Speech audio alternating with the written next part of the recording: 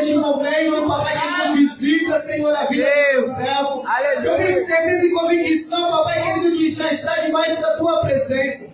Pai, visita seu ministério, abençoa, papai, querido, adquira e botar as plantas dos nossos pés. Pai, visita a tua igreja, papai querido. Transforma a vida aqui nesta noite, papai querido. Faz o que eu quero. É tudo que eu te peço. Em nome do Pai, do Filho e do Espírito Santo. Amém e amém, Senhor.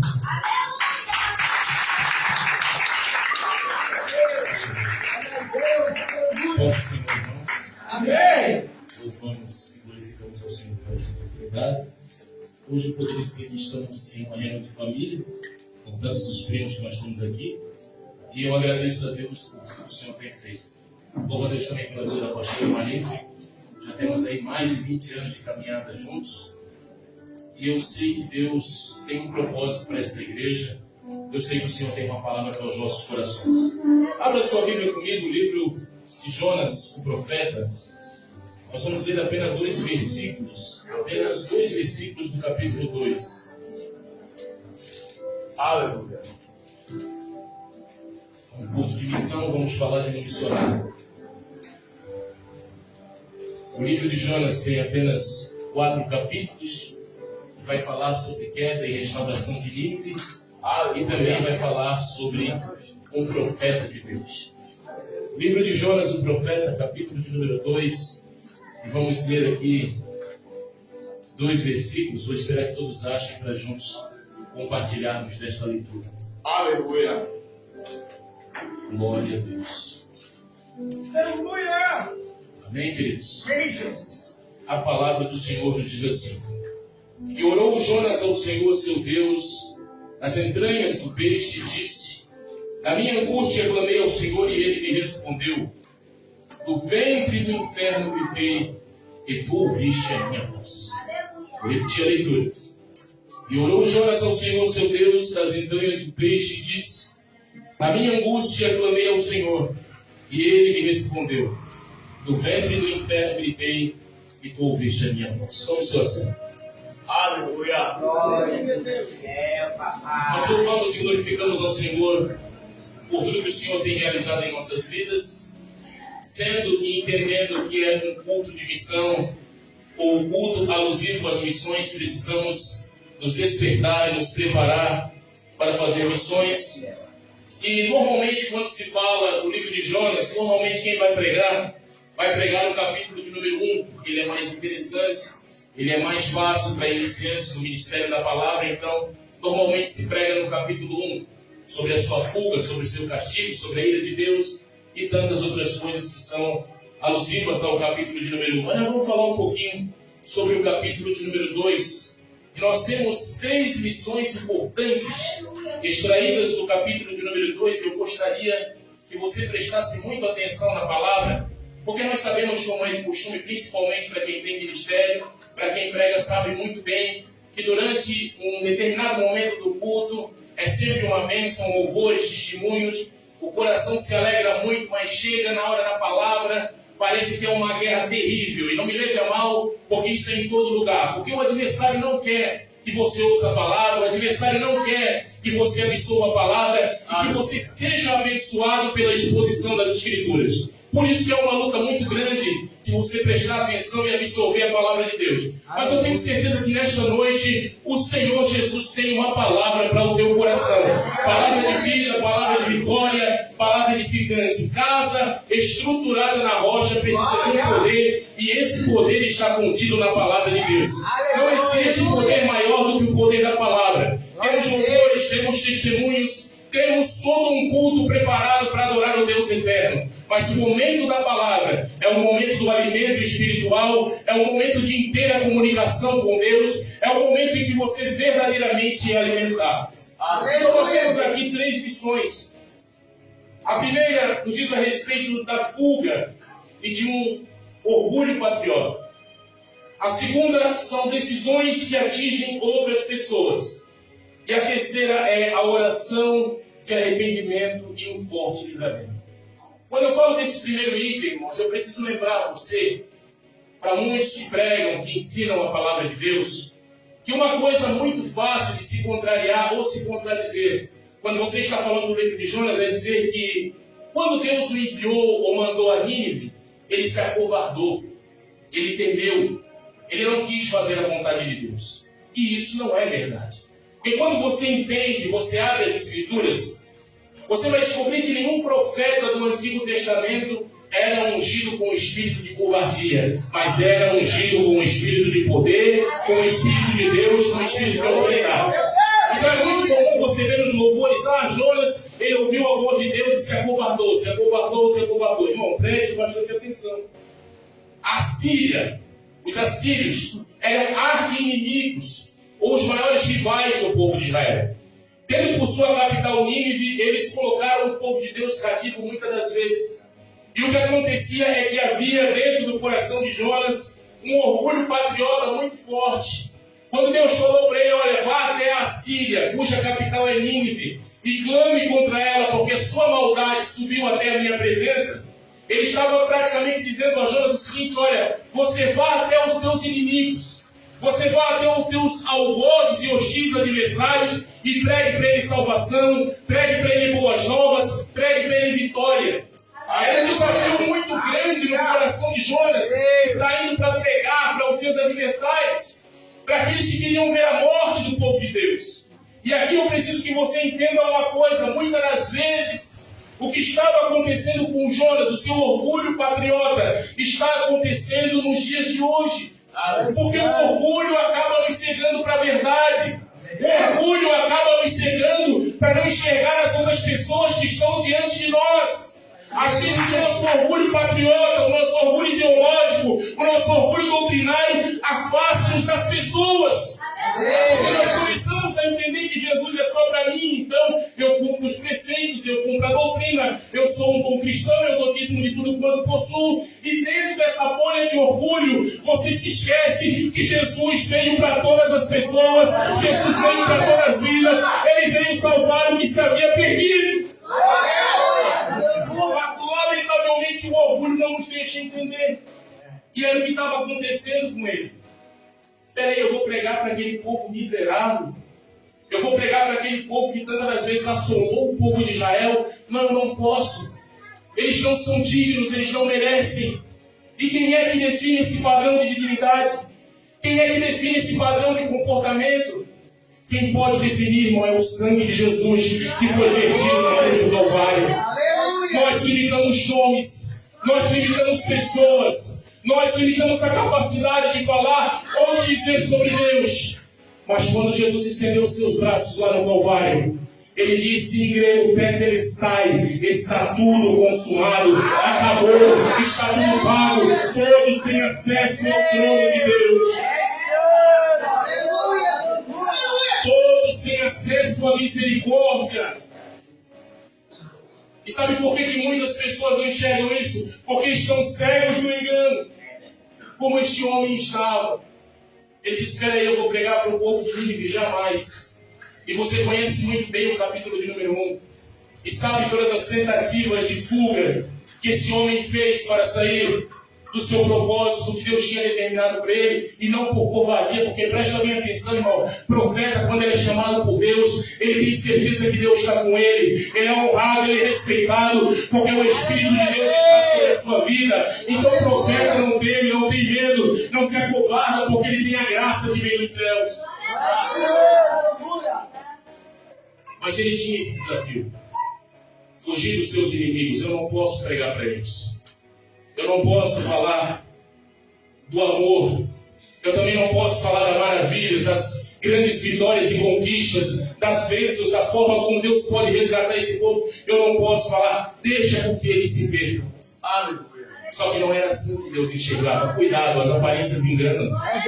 Nem tudo que você vê diante dos seus olhos é perfeito, é bondoso e agradável. Sabe por quê? Porque esta mesma frase foi dita ao profeta Samuel. E eu vou te falar uma coisa, pelo poder da graça de Deus, pelo poder do sangue de Jesus, nós precisamos de revestimento e abrir mais os nossos olhos, irmão. Porque as nossas convicções e a aparência nos enganam muito. Porque foi desta maneira que Samuel olhava para todos os filhos de Jessé, olha, a aparência. Mas Deus estava falando para ele, olha, entenda uma coisa, eu não trabalho com aparência, eu trabalho com o coração. Eu sei o que está no coração, eu sei o que está na mente, e eu tenho o poder para resgatar todos aqueles que se encontram perdidos. É um Jonas olhando para o povo de Nínive e dizendo, este povo não merece. É pessoas olhando para a aparência e dizendo, este fulano ou ciclano não pode. E aí eu te pergunto, colocando a graça e a misericórdia de Deus como nível, quem somos nós, irmão, para limitar o poder de alguém? É Deus. Ou a misericórdia de Deus sobre a vida de alguém? Ou a presença de Deus sobre a vida de alguém? Eu não sei se você já notou, mas observou que nos últimos 2 anos está sendo uma guerra terrível nas redes sociais. E me desculpe, eu não estou falando aqui de ideologias políticas, mas está sendo uma guerra muito grande, até crente envolvido no meio de briga, com direita, com esquerda, com centrão. Tem quase 24 horas para ir para o Facebook, para ir para o Instagram, falar de política, falar de um monte de coisa. Irmão, você tem uma bandeira ou outra e busca por isso, mas eu vou te falar uma coisa. Tem uma bandeira maior que a bandeira ensanguentada do Evangelho. Irmão, vai defender a bandeira da salvação, vai defender a bandeira de Jesus, irmão, porque vidas estão perecendo, precisando da tua palavra. Aleluia. Eu não estou falando que como cidadão da terra você não tem que cumprir os seus compromissos. É evidente, dar a César o que é de César e a Deus o que é de Deus. A gente tem os seus compromissos terrenos. Mas como cidadão do céu, irmão, para de ficar brigando por causas inúteis. Busque pessoas que precisam da graça e da misericórdia de Deus sobre a sua vida. Porque se você não sabe, há muitos perdidos. Falamos Maranata, ora vem Senhor Jesus, mas não fazemos ideia de quantas pessoas ainda estão clamando por socorro, e você tem a palavra de Deus, e você pode alcançar essas vidas com essa palavra, e enquanto isso não acontece, o orgulho fica aí dentro do teu coração, dizendo quem merece e quem não merece. Eu vou te dizer quem merece. Quem foi alcançado pelo sangue de Jesus, merece as coisas que vêm do alto. Jesus veio para todos, veio salvar todos, veio limpar todos, veio purificar todos, e aquele que crê será alcançado pela misericórdia de Deus. E se nessa noite você precisa ser alcançado, Ele vai te alcançar. Orgulho, Meu Deus. soberba, saber que no meio da caminhada nós temos alguns contratempos, saber que todo homem, por mais firme que seja, ele não é forte porque a sua força vem de Deus. Aleluia. Há 20 anos atrás, há 25 anos atrás, eu vi muitos dos nossos companheiros, e eu digo porque nós fomos formados nessa escola de pregadores, que diziam o seguinte: não tem conversa, não tem choro, o crente tem isso, tem aquilo, tem que cumprir todos os requisitos, doutrinas e costumes, caso contrário você não é um dos nossos. E eu vi muita gente ser excluída porque não houve a grande realidade que é o amor, a misericórdia, a bondade e a graça de Deus. E muitas pessoas se perderam porque nossas ideologias, nossos costumes estavam acima de vidas, e todas as vidas têm um preço muito caro, e este preço chama-se o sangue de Jesus Cristo que foi vertido. Aleluia. E você sabe o que acontece com um pregador ideológico? Você sabe o que acontece com um pregador que divide? Você sabe o que acontece com os paladinos da moral e dos bons costumes? O pregador excessivo da santidade é que ele vai passar mais de 20 anos, e perdoa a expressão aqui, quebrando o pau, batendo. Não há palavras de amor na boca desse pregador, só cajado, exortação e quebrando tudo, porque ele é o mais santo, ele é o mais santificado. E o que vai acontecer é que no final das contas, no final dos dias, quando esse cidadão cair, ninguém vai estender as mãos. Sabe por quê? Porque só pode entender de misericórdia quem já precisou. Só pode entender quem já esteve caído e precisou de alguém para dizer assim: olha, independente do que você é, vem aqui, eu estendo as mãos para você. Jesus ainda está contigo. Jesus tem um plano na tua vida. E nós temos que pedir para o Espírito Santo um pouquinho mais de amor, irmão. Aleluia. Para poder olhar esse perdão, que às vezes chega aqui na igreja num grito de socorro, que você não sabe. Mas o Espírito de Deus sabe. Às vezes vem aqui com a mínima força para adorar, porque só Deus sabe o que está passando, o que está acontecendo. E em vez das nossas palavras serem palavras boas, palavras edificantes, são palavras que acabam derrubando e acabando de matar. E o que Deus quis dizer para Jonas é o seguinte: olha, você é tão importante quanto aquele povo lá de Nínive. A tua alma é tão preciosa quanto a deles. Irmão, não é tempo de fazer acepção de pessoas. Me perdoe a sinceridade, não é tempo de panelinha dentro da igreja. Não é tempo de grupinho no WhatsApp. Não é tempo de grupinho particular. É tempo de todo mundo se unir e fazer a vontade do Senhor. Jesus está às portas. Ele vem para buscar a igreja. É tempo de abraçar aqueles que precisam ser abraçados. Soa um pouquinho forte, mas é verdade. Nós mesmos entre nós causamos divisões. É verdade. Nós mesmos entre nós colocamos barreiras.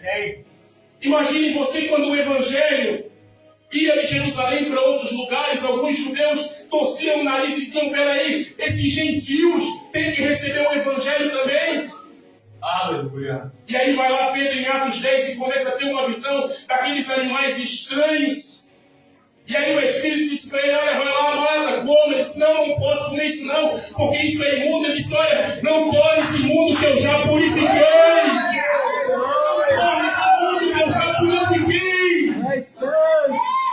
Sabe o que Deus está te dizendo? É que a vida daquele perdido que está lá fora é tão valiosa quanto a tua. Deus está te mandando ir a Nínive. Deus está te mandando ir ao encontro das almas.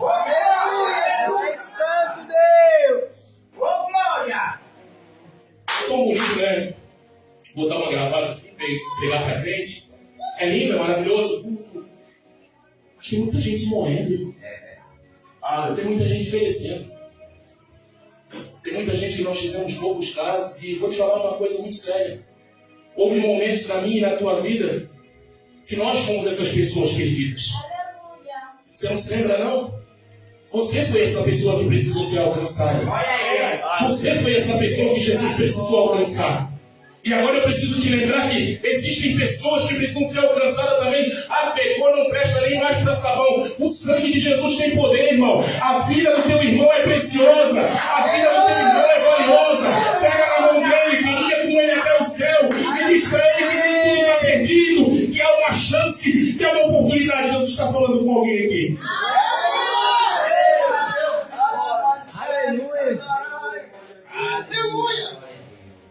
Eu sei que a vida inteira você fez tudo certo, mas cuidado, você não é forte o suficiente. Aquele que está de pé, cuide para que não caia. Glória a Deus. Deus estava querendo dizer isso, Deus estava querendo ser claro e simples. Eu estou te mandando para ter misericórdia daquele povo. Do povo que não sabe discernir a mão direita da mão esquerda. Você já parou para pensar que Deus nos colocou numa responsabilidade? Porque um dia nós entendemos o que é graça. E o que é graça, irmão Josemar? Favor não merecido. Meu Deus! Aleluia. Não é porque você tem uma boa oratória. Aleluia. Não é porque você fez 3 aulinhas de teologia. Eu entendo os princípios básicos da hermenêutica, da homilética. Eu estudei em tal lugar, eu conheço todos os princípios fundamentais da teologia. Grande coisa. Se você não tiver a graça de Deus na tua alma e o amor no teu coração, não adianta nada, meu irmão. A minha melhor oratória, o meu melhor termo, a minha melhor forma de se expressar não é nada diante da bondade e da misericórdia de Deus. Se o Senhor não alcançar a minha vida, eu não sou nada. Se o Senhor não alcançar a nossa vida, nós não somos nada. Você já observou agora essa meia dúzia de crentes modinha do Instagram? Se achando a última bolacha do pacote? Deus! Tem palavra para exortar todo mundo, pode descer além, todo mundo cuidado. Porque mais tarde é essa pessoa que pode precisar ser alcançada. Aleluia! Misericórdia, irmão. Olhar para as pessoas com amor. Nínive estava perecendo e precisava de um profeta. Quando a gente precisa de um pregador, a gente tem a vontade, né? Tem até aquele que implora por agenda. Quando a gente tem cantor, a gente precisa de a vontade, né? E cadê o Jonas para ir a Nínive? Cadê o Jonas para falar para aquele povo que Jesus salva? Pelo amor de Deus, eu não estou querendo desmerecer teu ministério, não. Continua. Se você tem potencial, ministerialmente falando, continue pregando, continue louvando, continue fazendo a vontade de Deus, mas saiba que Nínive é logo ali, tem muita gente morrendo. Se você não tiver oportunidade, Nínive está ali, vai lá pregar, vai lá cantar, vai lá falar que ainda Jesus restaura vidas, alcança corações, restaura as pessoas que precisam ser restauradas, alcança os povos que precisam ser alcançados. Eu posso falar porque eu vivi numa época de Assembleia de Deus, onde a pessoa que era disciplinada não podia nem participar de culto de doutrina. Meu Deus! Estou falando de 20, 30 anos atrás. E me diga para mim, de Gênesis a Apocalipse, 66 livros, qual é o livro que proíbe o cidadão de assistir o culto de doutrina e receber a palavra de Deus? Eu vivi isso dentro de uma Assembleia de Deus e posso te garantir, era humilhante para a pessoa que estava sendo disciplinada ou sendo corrigida. Irmão, até quando Deus corrige, Ele corrige com amor, porque Ele não quer que nenhum se perca, mas sim que todos cheguem ao arrependimento. Se você não entende, Deus vai te fazer entender que toda alma é preciosa. Todas são importantes para Jesus. Aleluia! Sabe qual é a lição que Deus quis trazer? Os últimos são o primeiro, cuidado. Não se preocupe em ser o primeiro, não, porque lá no céu não tem esse negócio de título. Lá não tem esse negócio de chegar lá, ó, conferencista, 5 diplomas, pastor de 100 igrejas, não. Ou é servo bom e fiel, ou é negócio fechado, não tem negócio. É servo bom e fiel e acabou, irmão. Aqui você luta tanto para ter aquele diploma na parede, né? Olha só, concluí 5 anos de teologia. Mas lá é o seguinte, é servo bom e fiel. Fez direito que eu tinha que fazer lá na terra, eu fiz. Agora tu entra pro reino aqui, vem cá. Aleluia! Outra coisa, irmão. Outra coisa. Deus tem levantado pessoas de todos os cantos, das formas que você mais imagina, para fazer aquilo que muitos não querem fazer. Que Deus tenha misericórdia de nós, irmão. Que a gente não se torne um papagaio de culto repetindo a mesma coisa. Vamos falar do amor de Jesus para aqueles que realmente precisam e precisam ser alcançados por Deus. Aleluia! Aleluia! Tu és santo Deus! A fuga e o orgulho. Sabe como é que o orgulho pode sair dentro do meu coração? Quando eu entender a palavra graça, misericórdia. Aleluia! Se Deus começar a colocar no teu coração a palavra misericórdia, você vai olhar para aquele teu irmão caído com mais amor e vai ampará-lo, porque é assim que Deus quer que você faça. Aleluia! Eu sei que mensagem assim não é mensagem que você pula, que você recebe. Normalmente, hoje em dia, mensagem para pular é a mensagem do profeta do Pix, do profeta da chave. Mas o que eu estou te pregando aqui é Bíblia, é a palavra de Deus. É a palavra que edifica, é a palavra que alcança a tua alma e o teu coração. Para você entender a responsabilidade que está sobre os nossos ombros. Vamos lá ao segundo tópico, decisões que atingem outras pessoas. Irmão, presta bem atenção. Os marinheiros que estavam naquele navio com Jonas não tinham nada a ver com a situação que estava acontecendo. Não tinha nada a ver com a palavra, nem com a profecia. Não tinha nada a ver com a covardia, a rebeldia de Jonas. Não tinha nada a ver com isso. Mas por que é que eles foram afetados? Porque uma decisão errada pode colocar em risco muitas pessoas. É Deus! É forte! E um dia eu fui obrigado a falar para um grande amigo, sem citar nomes. Eu disse: rapaz, você é um líder. Você está sob a responsabilidade de vidas. Se uma daquelas se perder por tua causa, o sangue vai ser requerido nas tuas mãos. Não brinque com vidas. Não brinque com pessoas que Deus colocou em suas mãos. Espera aí, irmão, mas eu não sou líder. Você é líder sim. Se você é casado, pai de família, você é sacerdote da tua casa. Portanto, você tem um sacerdócio. Se você tem esse sacerdócio, você tem que cuidar dele. Se tem filhos, a sua responsabilidade, você tem que cuidar dele. Aleluia! Aleluia! Então é muito importante não brincarmos com as vidas, com as pessoas. Toda alma, toda vida é preciosa. Grava essa palavra no teu coração e vá para casa entendendo que todas as pessoas, até aquela que te aborrece mais profundamente, toda ela é preciosa para o Senhor Jesus. Aleluia, Deus!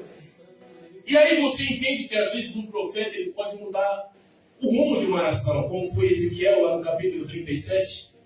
Não vou entrar em detalhes para não sair do contexto. Uma profecia que ia restaurar a casa de Israel, ia restaurar Israel como nação. E às vezes uma profecia também pode derrubar. E quando a gente fala de profecia, a gente também fala de palavra. Normalmente, você isola a questão da profecia para os dons descritos para a igreja de Corinto. Mas a grande realidade é que quando você abre a boca com convicção para falar, suas palavras podem ser bênção ou maldição. A pergunta que eu te faço: qual é a palavra que está direcionando a tua vida? Qual é a palavra que está direcionando os rumos da tua família? É forte, hein? Qual é a palavra que está direcionando os rumos da tua igreja, do teu lar, do teu ministério? Irmão, presta bem atenção. Tu és santo, Os Deus. marianos não tinham nada a ver com o negócio, mas quando um rebelde estava no meio, a coisa pegou para todo mundo. E eu te aconselho, voltamos nós para o reino de Deus. A palavra fala com todos nós aqui, não existe superior. Aqui nesta noite só tem um superior. Seu nome chama-se Maravilhoso Conselheiro, Deus Forte, Pai da Eternidade e Príncipe da Paz. Todos nós aqui precisamos da misericórdia de Deus. Então as palavras também são sentença. As palavras são bênção, as palavras podem se tornar maldição. E quando o negócio pegou de vez, lá no capítulo 1, você conhece bem a história. Tiveram que lançar sorte. Quando caiu sobre o fujão, ele teve que dizer: olha, eu sou varão hebreu, eu temo ao Senhor Deus dos céus e da terra. E o negócio está desse jeito porque eu não quis obedecer. Você já pensou, irmão, que todas as vezes que nós se rebelamos contra a vontade de Deus, sempre acontece alguma coisa para te colocar no lugar, nem que seja na vontade permissiva? Eu não sei quanto tempo você está passando por essa dificuldade, mas tenta analisar pelo teu entendimento, pela tua forma de interação e de comunhão com Deus. Quanto tempo você está nisso e o porquê de toda essa prova? Meu Deus, aleluia. E aí não adianta só olhar para o céu e dizer: está acontecendo isso porque Deus permitiu. Não é não. Às vezes é fruto da vontade permissiva, não da vontade perfeita. Porque a vontade perfeita seria como José, Deus conduzindo todo o processo até ser governador. E a vontade permissiva é aquela que a gente acaba plantando e vai colher um dia. Meu Deus. E eu te pergunto: o que você está plantando aí? Quais são as palavras? São palavras de bênção, são palavras de maldição, são palavras para edificar, são palavras para derrubar. Isso tudo depende de você. Meu Deus, tu és santo. Você já observou que tem coisas que não dependem de Deus? Você já observou que tem coisas que não dependem da vontade de Deus? Mas tem uma coisa, eu tenho uma boa notícia para você. Deus está aqui para restaurar o teu coração. Deus está aqui para restaurar a tua vida. Deus está aqui para restaurar a tua família. Deus está aqui para restaurar o teu ministério. Se você acreditar no propósito do Senhor. Tu és santo, Deus. E o que é que Deus queria do profeta Jonas? Que ele fosse bênção e não maldição. Bênção. Porque a palavra de bênção é uma palavra doce, ela é uma palavra agradável de escutar. Não é à toa que está cheio de profeta da bênção aí nas redes sociais. É bênção, é bênção. É um caminhão de bênção, receba bênção. Tudo quanto é bênção. É bênção, é bênção. Ela chega a ser doce de escutar a palavra, não é bênção. Mas quando fala conselho, a gente foge, né, irmão? Quando fala de postura, a gente foge, né? Quando fala de endireitar o negócio e voltar para onde Deus quer, a coisa pega, né? Para mim, para você, ninguém é melhor do que ninguém aqui, não. Deus vai nos dar vitória nesta noite pelo poder da sua palavra. E nós precisamos entender que algumas, não estou dizendo todas, mas algumas decisões vão atingir diretamente pessoas que estão ao nosso redor. É lamentável que isso aconteça? É. Mas o sacerdócio é seu. Irmão, quem é o sacerdote da minha casa? É você. Então suas decisões vão influenciar diretamente na sua família. Meu Deus, olha aí. E Jesus está ali para te mostrar que coluna fica firme. Não é para você desistir, não. É para você continuar orando. É para você continuar intercedendo pela tua família.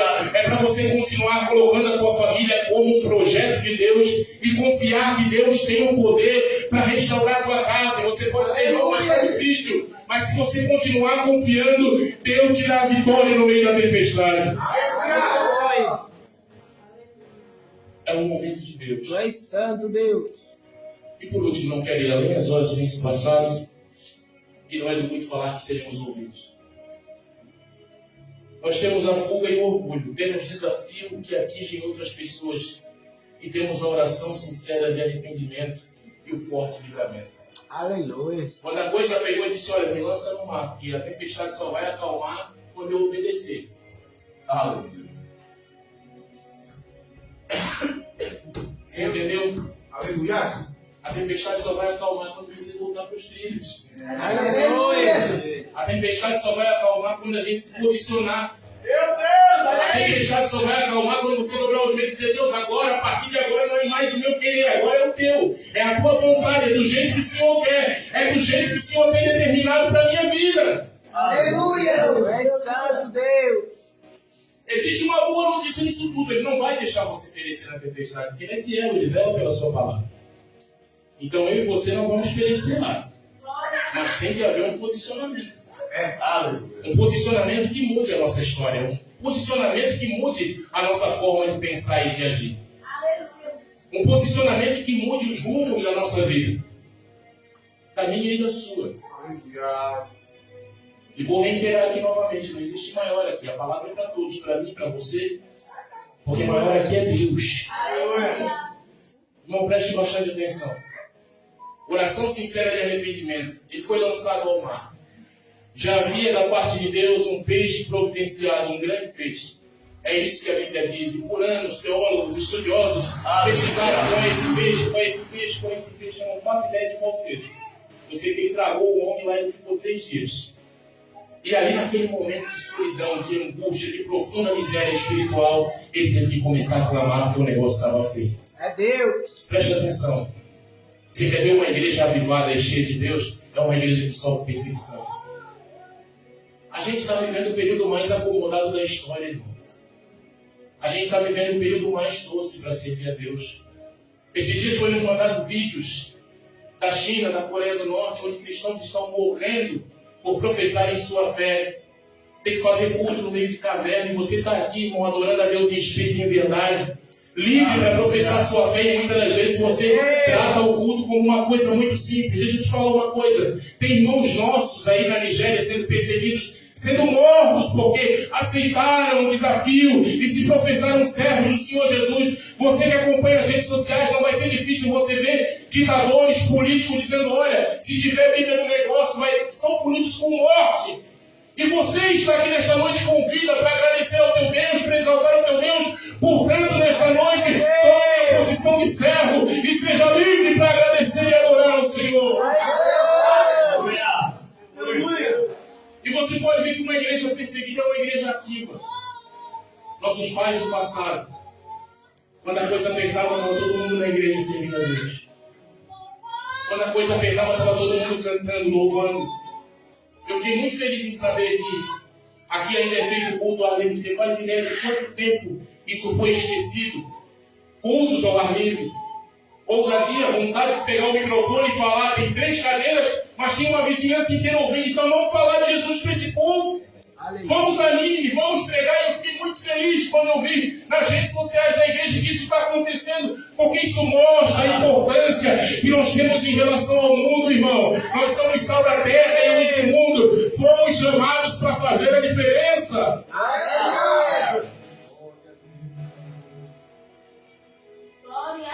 Glória a Deus. Aleluia. E aí o homem começou a se derramar diante de Deus. Estava feio o negócio, não tinha como sair de lá. E aí ele vai fazer o que muita gente acaba esquecendo, de buscar na fonte. Buscar a misericórdia do Pai. Irmão, a oração sincera diante de Deus é basicamente você que é pai e vai entender o que eu estou falando. Teu filho é só misericórdia. Não te dá 1 segundo de paz, mas você é pai. Então, independente do que o teu filho fizer, quando ele chegar, mesmo que não for com o coração sincero, e dizer, pai, me perdoa, aquilo vai quebrar você de todas as maneiras. Você é pai e sabe disso. E aquilo vai doer no teu coração. A vontade de castigar vai ser uma coisa tremenda na tua mente, no teu coração. Você não vai aceitar alguns erros. Mas como pai, o teu coração vai te dizer para perdoar. Aí É isso que Deus está falando para algumas pessoas aqui. Ele é pai, ele sabe a tua trajetória. Como ele sabia a trajetória de Jonas, queria errar e ia errar muito, mas como pai, ele ouviu a oração e o clamor de Jonas. Tu és santo, Deus. Oh, meu irmão, não existe nada diante de Deus que seja mais real do que um coração arrependido. Do que um coração que se arrepende de verdade. Ele só tinha o ventre do peixe, o destino da morte, e ele podia dizer muitas coisas para Deus. Mas ele disse: na minha angústia clamei ao Senhor. E ele não se fez de coitadinho como muita gente faz, não, sabe, irmão? Pega o microfone e conta para a igreja aquilo que nós chamamos de testemunho, que só tem tristeza. Não, irmão. Ele jogou muito. Ele falou a verdade. Senhor, eu estou aqui, tu sabes quem sou eu. Aleluia. Tu sabes as minhas falhas, tu conheces os meus erros. Tu sabe que peguei muito, tu sabe que falhei muito, mas eu vim aqui pedir a tua misericórdia e o coração de Deus não resistiu. Eu falo não resistir no sentido de olhar para o filho e dizer: meu filho, eu te entendo, eu conheço todas as tuas falhas, mas eu te perdoo. Se você enxergar Deus dessa maneira, você nunca mais vai ficar mendigando espiritualmente, irmão. Você nunca mais vai ficar em vigília, lugar em lugar, buscando oração, buscando profecia. Se aquieta, irmão. Se tem palavra profética, vai chegar. A maior profecia está aqui, é a palavra, fica nela. Permaneça no poder de Deus, permaneça na palavra de Deus. Se existe mensagem de Deus, ela vai chegar. O tempo não é nosso, o tempo é de Deus. Aleluia. Agora, quer uma coisa edificante? Clama no meio da angústia. Clama no meio da sinceridade. Joga limpo. As adversidades da sua vida, quando você pega, quando você erra diante de Deus, clame, busque a Ele perdão e Ele vai te perdoar. Aleluia. Por exemplo, nesta noite, Jesus está aqui para te ajudar. Jesus está aqui para fortalecer o teu caminho. Aleluia. Mas isso só vai acontecer se você falar no pé da letra, verdade, porque com Deus a resposta é exata. Não existe meia conversa. Ele sabia que estava ali porque tinha errado, mas ele clamou a misericórdia de Deus. Ei, deixa eu te falar uma coisa. Existe um princípio de sabedoria chamado arrependimento e confissão. E eu não estou falando de confessar para 100 pastores, eu estou falando de dobrar os teus joelhos, fazer aquilo que Jesus disse, entrar no teu quarto, fechar a porta, conversar com Ele, falar com Ele, que em secreto Ele vai te entender, vai te perdoar, vai te ajudar e vai segurar nas tuas mãos. Aleluia! Tu és santo, Deus. Tu és fiel. E para concluir, ele foi alcançado. Porque ele entendeu. E quando ele entendeu, ele foi colocado em terra. O Senhor ordenou ao peixe: vai lá, devolve o homem. Que agora ele está pronto para pregar. Ele amadureceu. É isso que a prova faz com a gente, irmão. Nos deixa amadurecido, nos deixa preparado. Aleluia. Se você colocar 10 anos atrás aí, quando você veio para a igreja, não é a mente que você tem hoje. Hoje você tem o entendimento de muitas coisas. Mas coloque como prioridade a misericórdia. E eu vou te falar uma coisa. Esse Jesus que estão pregando aí das 1000 regras é o mesmo farisaísmo que era pregado no Antigo Testamento. Você só pode chegar a Jesus se você cumprir tudo isso aqui. Aí te dá um livrinho, parecendo um livro de receitas. Você tem que cumprir tudo isso aqui, ó, para você chegar a Jesus. E Jesus, olhando para você nesta noite, ele te diz duas coisas: ame a Deus sobre todas as coisas, ame o teu próximo como a ti mesmo, e chegue com sinceridade diante da sua presença. Aleluia. Deus, aleluia. Se você chegar diante de Deus com um coração sincero, não vai ser a palavra do pregador, nem do líder, nem do obreiro que vai mudar isso.